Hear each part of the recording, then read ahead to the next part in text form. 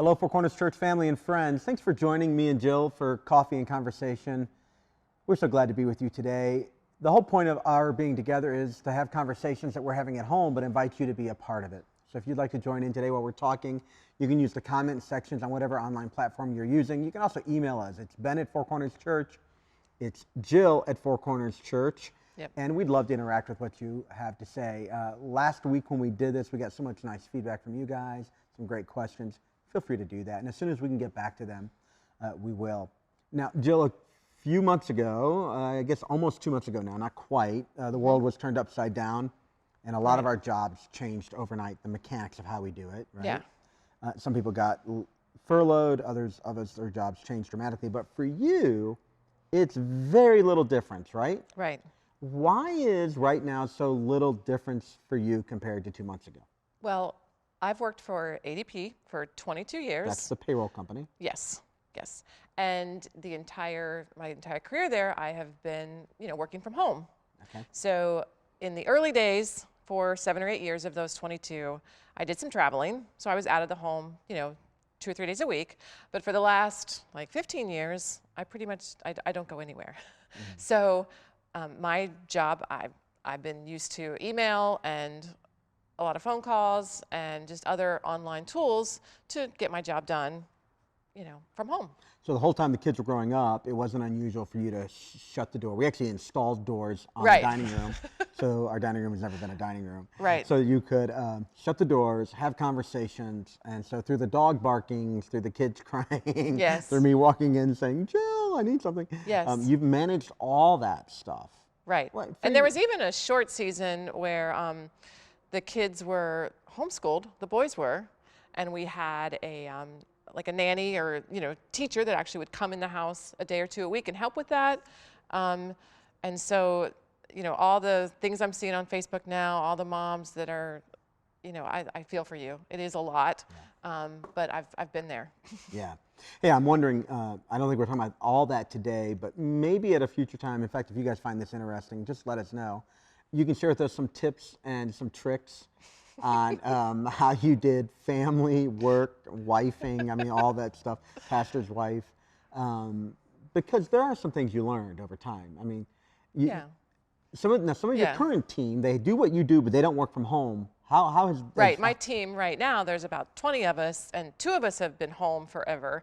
The other 18 have been in an office in Georgia, and now they're kind of thrown into their home. They have kids at home. They have the kids' worksheets from school at home. They're trying to do this job from home, and so their life is very different than mine is. Yeah. All of a sudden. Yeah. So I've overheard you talking a few times, like talking people off the shelf, going, it's okay. It's okay. You're going to survive. If the kid doesn't do that worksheet, it's okay. Sorry, teachers. But if they don't get that worksheet done and they're 4, it's okay. Yeah, right. Yeah. So we'll talk about some of that more, but there has been so much change over the last few months. What are you doing? Since your job's not different, what are you doing with your time? How's it affecting you? Well, I don't really have any more time other than we used to go out a lot in the evenings for dinner with other people from Four Corners. So obviously that has gone away. Yeah. So that time is now occupied by having dinner at home with the kids that are home now. Occupied from just other, household projects of cleaning up stuff and going through closets, and certainly been doing that. And then, video stuff at church has picked up, so I'm getting involved in some of that. And so, while my job hasn't changed drastically, yours has. Mine's a little different.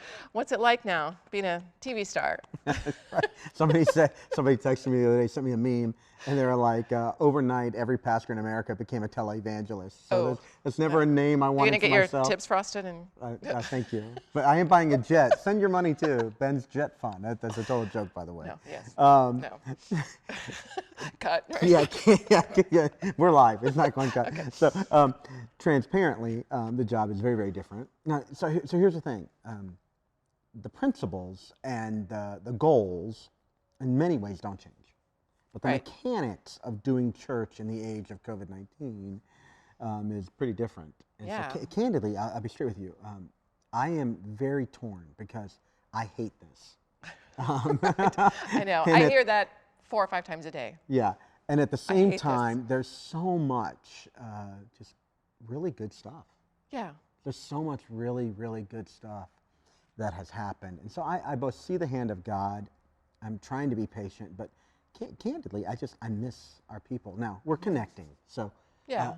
on But the it's positive different. side, Yeah. on the positive side, in some senses, now true for everybody, so I don't want to overspeak. I want to be careful with my words, but some people are, in fact, more connected than they've ever been. And so we're hearing that. How is that? What do you mean that they're more connected? All right, so as an example, we have more people in small groups right now, than we've ever had at any given point in the history of the church. Wow. So they're not in homes. Yeah. They're in Zoom. Right. I think it's because you don't have to get dressed.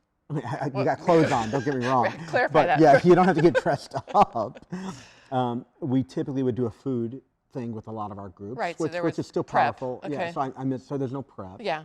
And it's an hour, but you don't have to drive time. And then childcare, Okay. you're managing on the fly, or they're in a room. Yeah. Maybe they're locked in a closet, I don't know. But there's so much of the boundaries that made it prohibitive to engage a small group is down. But also, I think there's just a real appreciation for the connectedness that a local church provides. Now, it's also that beautiful thing about a local church when it's healthy that creates so much pain. Everybody knows a bad church story. You've either had it or somebody you know has had one. And most of that bad church story happened because of some kind of connectedness malfunction. So even with all that said, I'm missing the physical interaction, looking at somebody across the lobby, just waving, being face or shaking hands. And I'm not sure those things are coming back in the same way anytime soon for a while. Yeah. And that's okay. That's okay. In fact, our church, we're actually having a big membership meeting online, first ever for us, where we're just talking about kind of where we are and what we see happening over the next few months. It's happening this Sunday night Right. for all the members. So if you're a member, it's in your inbox. If you don't have it, email Four Corners Church, so Ben at Four Corners, and I'll make sure you have the right stuff. That's very different. The sense of connectedness, in one sense, is stronger. I mean, I have objective data. Yeah. But the emotional, intangible sense of just the physical connectedness is very, very different. And then so much of what God meant for the church to be was this personal connection, even in worship. So I can worship alone. I mean, Right. and people that were going to heaven still going to heaven. And people who love Jesus still love Jesus. You can engage the Word of God. In fact, this can be an incredible time of spiritual growth, and we're seeing that too. Yeah. But so much of what it means to be church was about coming together and worshiping together with one voice, lifting up the name of Jesus, standing around in communal prayer, taking communion together. Yeah. This was part of what happened. And so my job feels very, very different because we are literally like so many of you, and I hate these phrases now. We've used them. We used them this morning in our staff meeting. We're pivoting. We're turning. New normals, and they're fair words. We've just used them so often. I don't. I'm tired of them. Yeah. But we've had to pivot so much because here we have a 500-seat auditorium that at the most there were 10 people in it over the last few weeks as we're Right. videoing a message. Right.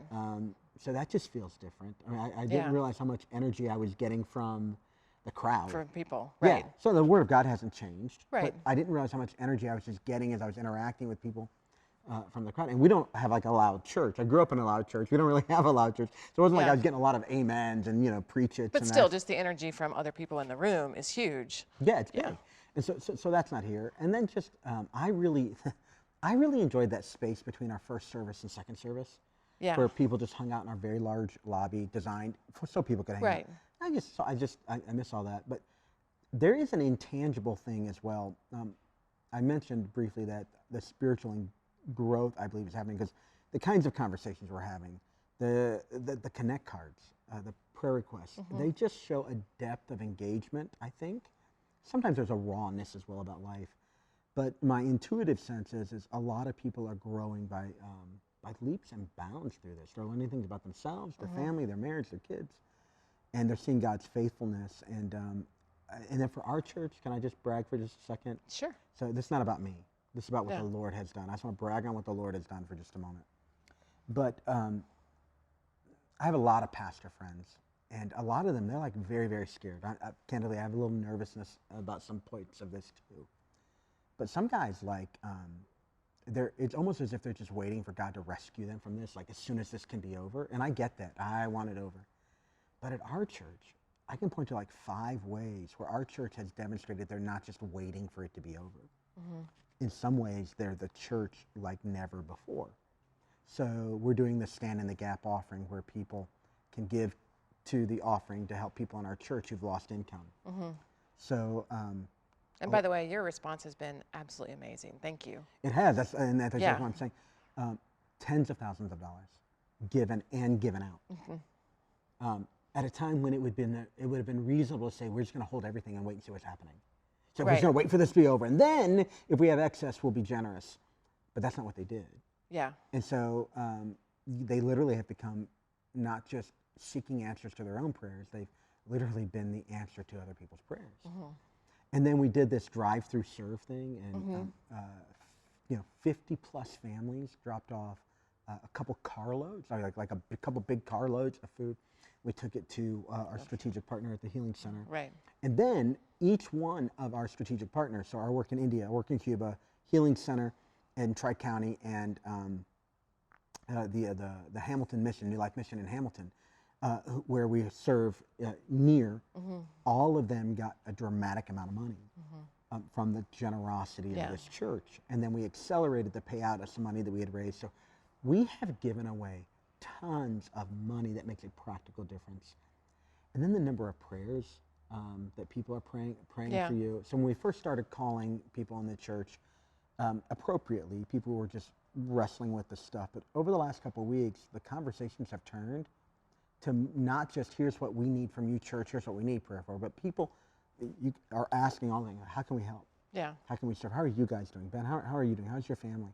And there's this sense of connectedness and care that was there, obviously, because what stress does is it tends to accelerate what's already there. So it was there, but it wasn't getting quite the expression that it's getting these days. So I hate it. And yet it's been a beautiful, and I am so proud of what the Lord is doing in our church. And even for me, I'm having to rely on God in different ways than I've ever really had to rely on Him. And so, the job is very, very different, but it's not all bad. And then we have our kids home. So on a personal level, I'm really enjoying having my kids home. Right. Now, I want them to get on with life, but it's just been nice to hang out, be together. And you're pretty special too. Yeah. So it's been nice to have a little more time and different time for us, and in some ways busier and more stressful. But then there have been these moments of just slow down and just a lot more togetherness. Right, so. For sure. As part of our togetherness, so what are you watching on TV these days? Well, I told everybody last week we were watching, we watched Tiger King. Yes. So I don't recommend for the language, but what a train wreck. And how amazing. And great family conversation. Yeah, just so much fun. Yes. And so we have this little family text thing that we do. Right. And so everybody's trying to find their funniest memes to send each other. Yes. And so there's some pretty funny ones out there too. Pretty funny ones out there. Yes. So do you think? But that's over. What have you moved on to? Yeah. Do you think Carol Baskin killed her husband? You don't want to say. You can't ask me that. You know what I think. Yeah, I do. She does. She thinks she killed him. Anyway, she thinks that man was tiger food. Is how that works. But then we introduced our kids to Seinfeld. Yes, they had missed out on that. They had missed out on that. They were not born yet. Not all of them love it as much as we think it's funny. We try to watch something together a little bit. It does feel a little dated, but it's still funny. It's dated. It's dated for sure.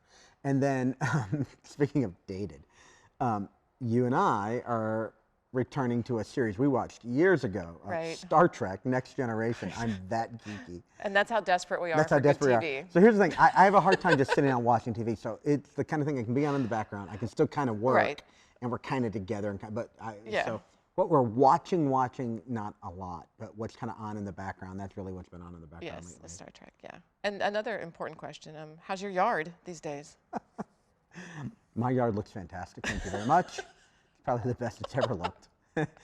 and, and Are you driving your kids crazy with this? I am. I try to every night get them out into the yard to either A, look at it and congratulate me, or help me with All right, some, boys, let's go look at the grass. yeah, or in some way kind of help make it happen. So we still have to get mulch and stuff, but I do have one major problem in the yard. Okay. The moles. Oh, yes. I'm gonna go Old Testament. They're on back some this moles. year. Yeah, so I'm like, they are back with a vengeance. And so I feel like, the late 80s movie Caddyshack where Yeah. they're trying to kill the gopher on Right. the golf course. But it's kind of the way I feel. I'm Yes. losing my mind over this. What's capturing your time and attention these days? The grass, picking up sticks in the yard, moving some plants around. We did do some of that. Yes. You did a lot of that. Yeah. Yeah. Talking to Ellen in New York, making sure she's good, and she's good.